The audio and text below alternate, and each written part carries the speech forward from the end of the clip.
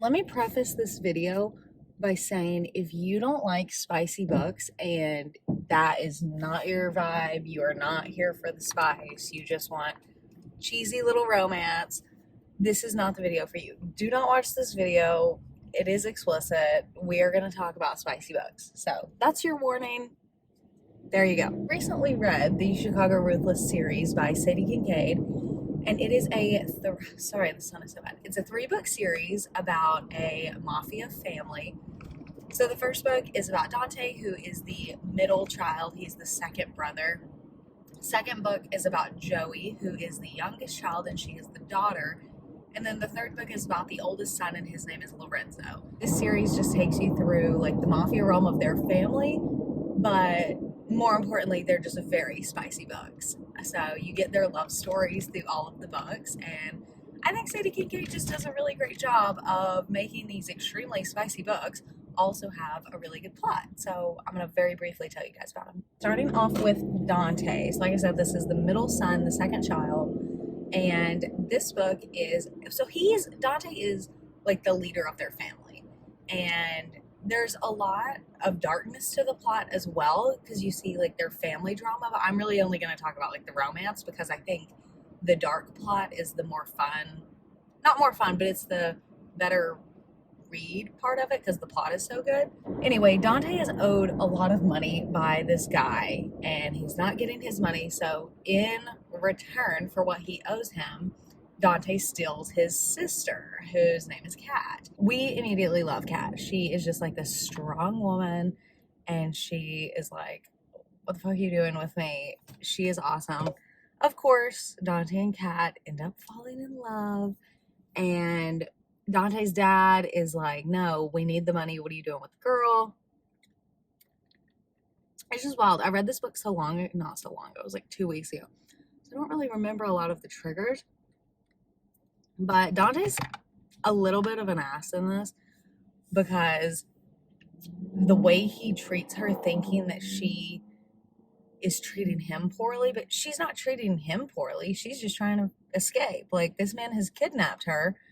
And though she like loves him in this forced proximity environment, she's still trying to get home. Like, she still has a life. She still has a job and things to do. But you also get to see that Kat, this book is so good. Like, thinking back as to what happens, Kat has suffered a lot. She has a lot of trauma.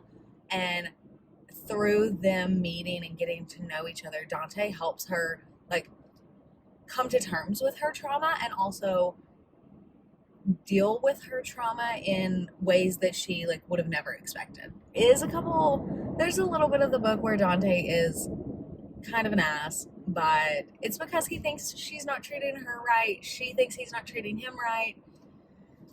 They love each other. They're both, getting through it. Kat definitely has Stockholm syndrome, but I think I might too if a hot mafia lord kidnapped me. Little bit of a trigger warning. I think the worst scene to read in this book was a rape scene. I don't know why I'm whispering, no one's in the car.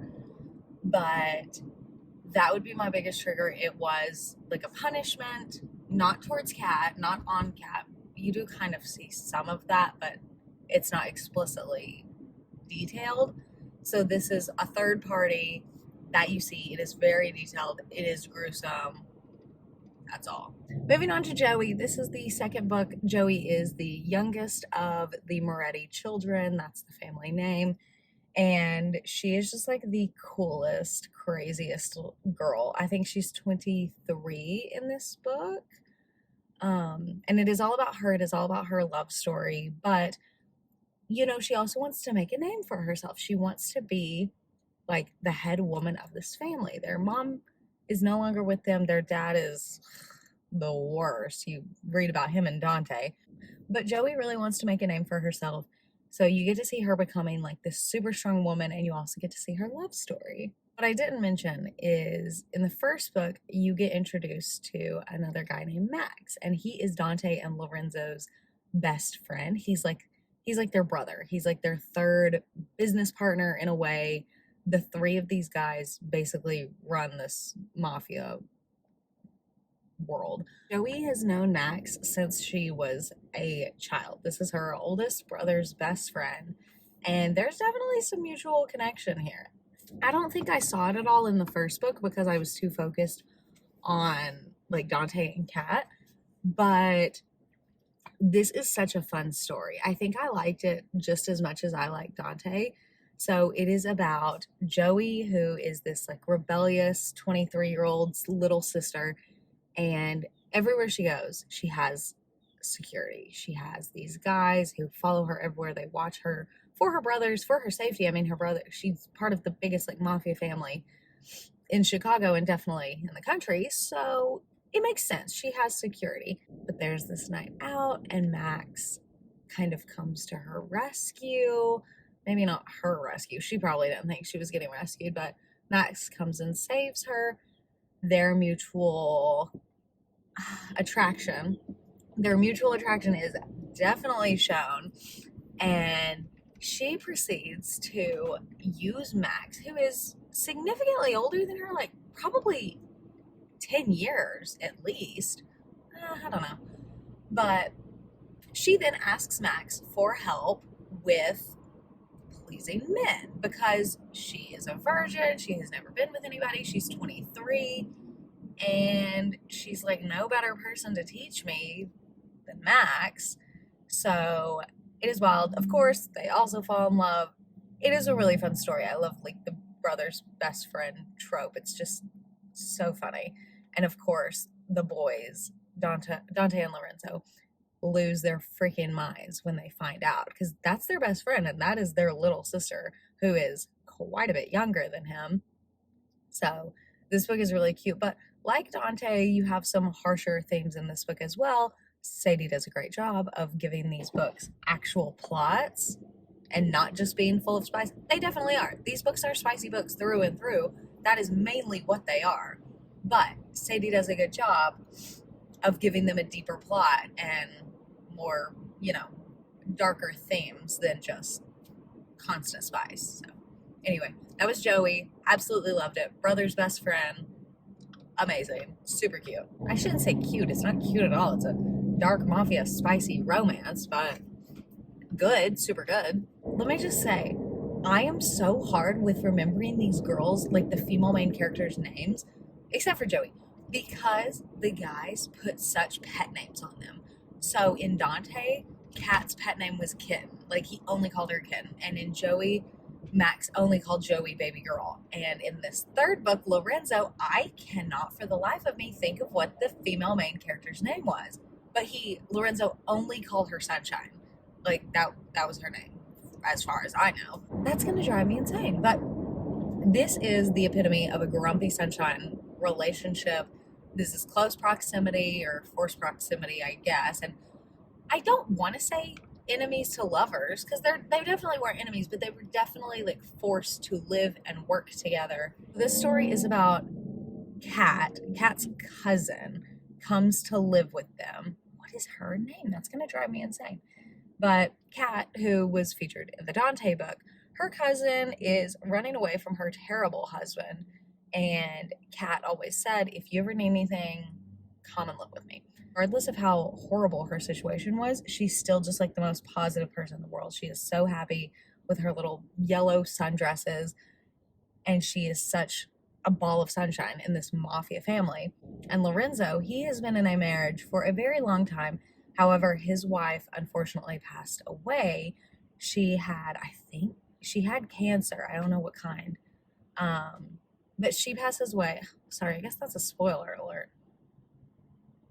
No, I'm not going to consider that a spoiler because you see from the very, very, very beginning that her name is Anya, his first wife. You see that Anya is very sick. I looked it up because it was driving me insane. So Anya was Lorenzo's first wife. She has passed away from cancer. And Mia is Kat's cousin who has come to live with them.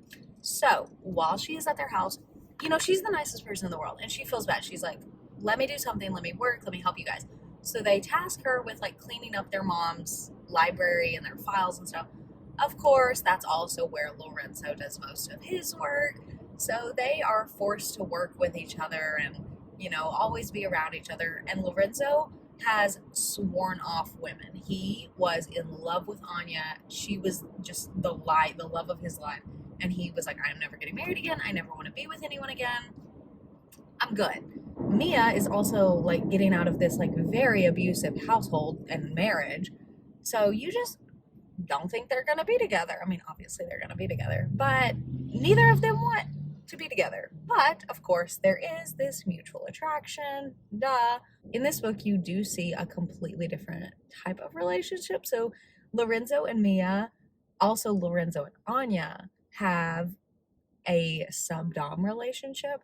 So throughout this, you saw it a little bit with Lorenzo and Anya in the first two books, but in this one, he has completely gotten out of that lifestyle.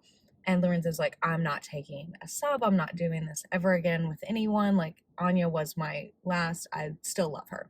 Once they get together and once they realize like there are feelings there, well, let me also say they go through a lot, Mia and Lorenzo, because he's rude to her. Like, at one point she moves out, then he goes and gets her, and there's just a lot of back and forth in this book. It was not the easiest to read because you're like, come on, like seriously, just get together.